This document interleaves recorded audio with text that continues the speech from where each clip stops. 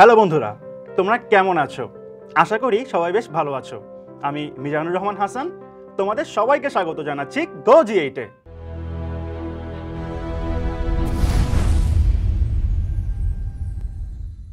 বন্ধুরা, আজকে আমরা আলোচনা করব ফিনান্স প্রথম পত্রের তৃতীয় অধ্যায় অর্থাৎ অর্থের সময় মূল্য নিয়ে। চলো তাহলে শুরু করা যাক। হ্যালো বন্ধুরা, এতদিন আমরা অর্থের বর্তমান মূল্য ও ভবিষ্যৎ মূল্য কিভাবে বের করতে হয় সেটা জেনেছিলাম। আজকে আমরা সুদের হার কিভাবে নির্ণয় করতে হয় সেটা জানব। এজন্য আমরা সম্মিলিত বোর্ড 2018 এর একটি অঙ্ক দেখব। তোমরা স্ক্রিনে দেখতে পাচ্ছ, জনাব আমিরুল সাহেব অবসর ভাতা বাবদ 2 লক্ষ টাকা পেলেন। উক্ত টাকা তিনি 6 বছরের জন্য পদ্মা ব্যাংকে রাখলে ওই ব্যাংক তাকে 3,70,000 টাকা দেওয়ার প্রস্তাব করে। পদ্মা ব্যাংকের সুদের হার কত? বন্ধুরা, প্রথমে আমরা প্রশ্ন থেকে বের করে নিব আমাদের প্রশ্নে কি কি দেয়া আছে এবং আমাদের কি কি জানতে চেয়েছে। তোমরা স্ক্রিনে দেখতে পাচ্ছ 2 লক্ষ টাকার কথা এখানে উল্লেখ করা আছে, আর তার আগে বলা রয়েছে জনাব আমিরুল সাহেব অবসর ভাতা বাবদ 2 লক্ষ টাকা পেলেন। এই টাকাটা হচ্ছে তিনি বর্তমানে পেয়েছেন, তাই এটা সংকেত হিসেবে আমরা ইউজ করব হচ্ছে পিভি বা প্রেজেন্ট ভ্যালু অর্থাৎ বর্তমান মূল্য। এরপর রয়েছে উক্ত টাকা তিনি 6 বছরের জন্য। তোমরা জানো এটা হচ্ছে সময়, যেটাকে আমরা এন সংকেত দিয়ে প্রকাশ করি। বন্ধুরা, এরপর রয়েছে ব্যাংকে রাখলে ওই ব্যাংক তাকে 3,70,000 টাকা দেওয়ার প্রস্তাব করে। এর অর্থ হচ্ছে এই টাকাটা তিনি ভবিষ্যতে পাবেন, আর আমরা জানি ভবিষ্যৎ মূল্যের সংকেত হচ্ছে এফভি অর্থাৎ 3,70,000 টাকা। এটাকে আমরা বলবো হচ্ছে এফভি বা ভবিষ্যৎ মূল্য। তো বন্ধুরা, এবং সবার শেষে দেখো আমাদের কি দেওয়া আছে, পদ্মা ব্যাংকের সুদের হার কত? আমরা জানি সুদের হারের সংকেত হচ্ছে আই, অর্থাৎ আমাদের ইন্টারেস্ট রেট সম্পর্কে জানতে চেয়েছে। তোমরা স্পষ্ট দেখতে পাচ্ছ এখানে আমাদের পিভি দেওয়া আছে, এফবি দেওয়া আছে, এন দেওয়া আছে এবং আই জানতে চেয়েছে। আমরা এই আই এর মান বের করার জন্য চাইলে এককালীন অর্থের বর্তমান মূল্যের সূত্র অ্যাপ্লাই করতে পারি, চাইলে ভবিষ্যৎ মূল্যের সূত্র অ্যাপ্লাই করতে পারি। যেহেতু আমাদের ভবিষ্যৎ মূল্যের সূত্র আমাদের কাছে অনেক বেশি সহজ লাগে, তাই আমরা ভবিষ্যৎ মূল্যের সূত্র অ্যাপ্লাই করব। চলো বন্ধুরা, তাহলে সমাধান করা যাক। আমরা জানি বন্ধুরা, আমরা অঙ্কের বাকি অংশ কিছুক্ষণ পর আলোচনা করছি। চলো বন্ধুরা, আমরা অঙ্কের সমাধান শুরু করি। আমরা জানি এফ ভি সমান PV 1 plus I to the power N. আমরা এফ ভি এর মান দেখেছিলাম 3,70,000 টাকা। পিভি এর মান রয়েছে 2 লক্ষ টাকা। আমাদের আয়ের মান জানতে চেয়েছে এবং এন এর মান দেওয়া ছিল 6 বছর। বন্ধুরা, যেহেতু আমাদের আয়ের মান জানতে চেয়েছে, তাই পুরো এই পাশটাকে আমরা ঘুরিয়ে এই পাশে দিয়ে দিব এবং 3,70,000 টাকা ঘুরিয়ে সমান সমানের অপোজিট পাশে দিয়ে দিব। তাহলে কি দাঁড়াচ্ছে 2 লক্ষ ইন্টু 1 প্লাস আই, উপরে পাওয়ার হিসেবে রয়েছে 6, এর পাশে রয়েছে 3,70,000। এবার আমরা কি করব, এখানে যে 2 লক্ষ টাকা রয়েছে এটাকে আমরা সমান সমানের বিপরীত পাশে দিয়ে দিব। তাহলে কি দাঁড়াচ্ছে 1 প্লাস আই, পাওয়ার হিসেবে রয়েছে 6, এখানে রয়েছে 3,70,000, এর ভাগ হবে হচ্ছে 2 লক্ষ। এই অংশের মান আসবে 1.85। সেটাকে আমরা এখন লিখি। বন্ধুরা, এবার আমরা দেখতে পাবো এখানে রয়েছে 6। এই 6টাকে ভ্যানিশ করার জন্য আমাদেরকে উভয় পাশে পাওয়ার হিসেবে 1/6 এটা গুণ দিতে হবে। তাহলে কি হবে 1 প্লাস আই, উপরে রয়েছে 6, এটার সাথে আমরা 1/6 গুণ দিব। বন্ধুরা, এখানে যদি 7 থাকতো তাহলে আমরা 1/7 গুণ দিতাম। এখানে যদি 8 থাকতো তাহলে আমরা 1/8 দিয়ে গুণ দিতাম। গুণটা কিন্তু এক পাশে না, যখন আমরা কোনো কিছু গুণ করব তখন সমান সমানের উভয় পাশে গুণ করতে হবে, অর্থাৎ এই পাশে আমাদেরকে পাওয়ার হিসেবে এটা গুণ করে দেখাতে হবে 1/6। এটা আমরা কেন করব আবারও বলছি, এই যে এখানে 6 রয়েছে এই পাশে কিন্তু কোনো পাওয়ার হিসেবে কিছু নেই। এই পাওয়ারটাকে ভ্যানিশ করার জন্য আমাদেরকে গুণের কাজটা করা লাগছে। 6 কাটা যাবে, তাহলে থাকছে 1 প্লাস আই, এই পাশে হবে 1.85। আর 1কে যদি বন্ধুরা আমরা 6 দিয়ে ভাগ করি তাহলে হচ্ছে পাওয়ার হিসেবে থাকবে 0.1 17। বন্ধুরা আমরা অঙ্কের বাকি অংশ পরবর্তী সিনে দেখতে পাবো। চলো বন্ধুরা, এই পর্যায়ে আমরা অঙ্কের বাকি অংশটুকু শেষ করি। তোমরা সর্বশেষ দেখেছিলে 1 + i = 1.85, এর উপরে পাওয়ার রয়েছে 0.17। চলো আমরা এবার পাওয়ারের কাজটুকু করে নিই। তাহলে কি দাঁড়াচ্ছে 1 + i = 1.85 টু দ্য পাওয়ার 0.17। আমাদের মান আসবে 1.110। বন্ধুরা এবার আমাদের সমান সমানের এই পাশে যে একটা যোগ অবস্থায় ছিল সেটাকে আমরা সমান সমানের ওই পাশে দিয়ে দিব, কারণ এতে করে আমাদের আয়ের মান বের হয়ে যাবে। এই পাশে যোগ অবস্থায় থাকা মানটা যদি আমরা অপর পাশে দিয়ে দিই তাহলে সেটা বিয়োগ হয়ে যাবে। তাহলে কি দাঁড়াচ্ছে i = 1.110 - 1, i = 0.110। বন্ধুরা আমাদের এখানে দশমিকের মান বের হয়েছে, কিন্তু আমাদের অঙ্কে শতকরার মান দরকার, অর্থাৎ সূত্রের মধ্যে আমাদের পার্সেন্টেজ দরকার। এই পার্সেন্টেজের জন্য আমরা দশমিকের সাথে 100 গুণ করে দিলে আমাদের অঙ্কের মান বের হবে i = 0.110 গুণ 100 সমান 11। বন্ধুরা আমাদের অঙ্কে সুদের হার জানতে চেয়েছিল, আমরা সুদের হার পেয়ে গেছি i = 11%। বন্ধুরা আমাদের আজকের অঙ্ক এই পর্যন্তই।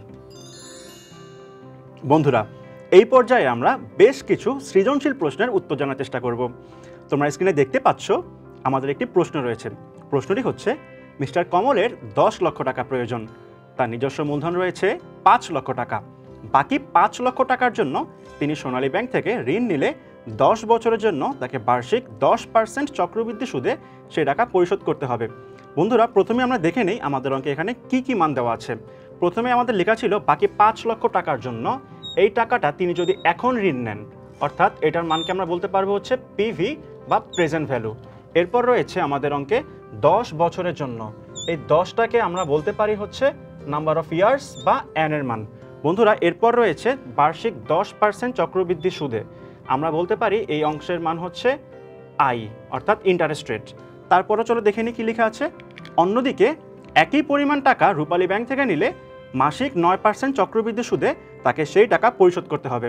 বন্ধুরা এখানে লেখা রয়েছে একই পরিমাণ টাকা, অর্থাৎ এইখানেও আমাদের পিভি এর মান বরাবরই 5 লক্ষ টাকাই থাকবে।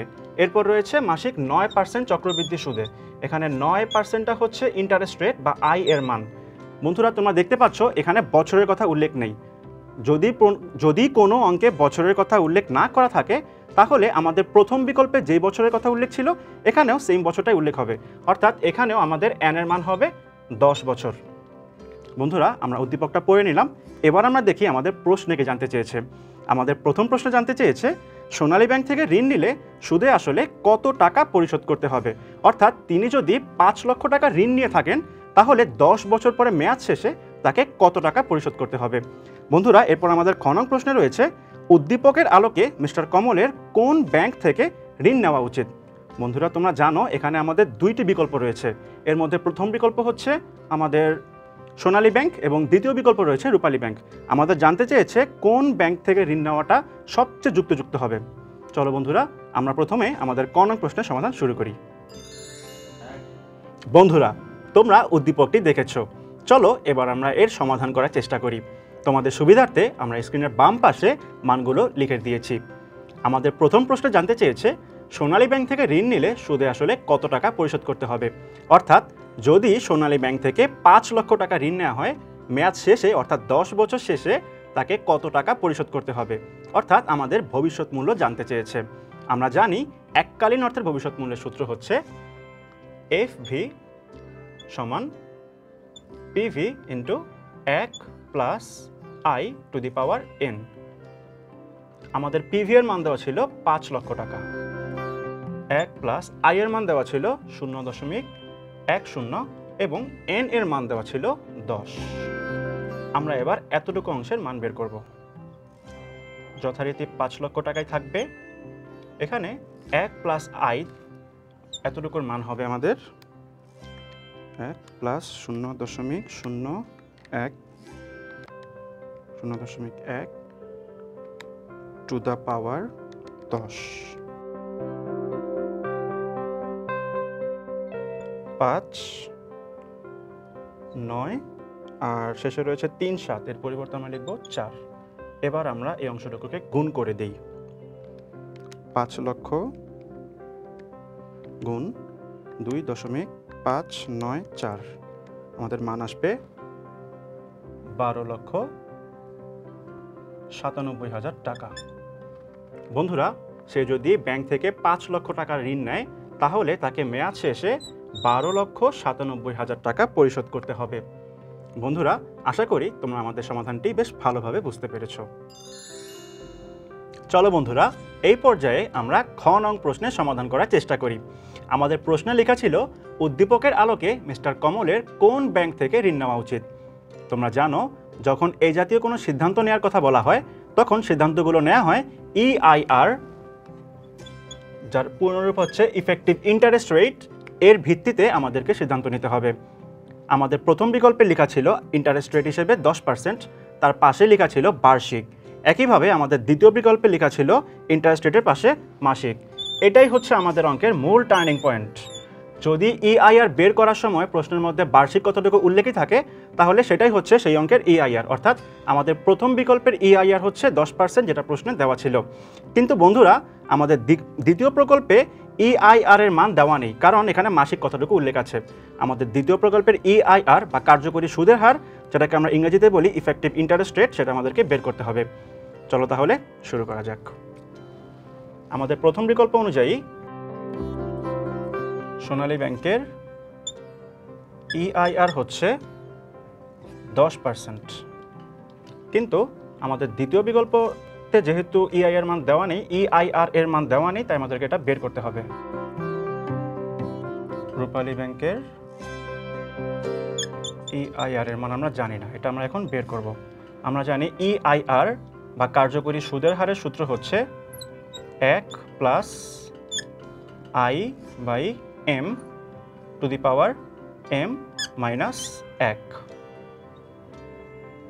প্লাস আমাদের I এর মান ছিল 0.09, M এর মান ছিল 12, এরপর উপরে যথারীতি M এর মান থাকবে 12 মাইনাস 1। বন্ধুরা, আমরা এবার এই অংশটুকুর কাজ করব। 1 প্লাস 0.09কে আমরা 12 দিয়ে ভাগ করব।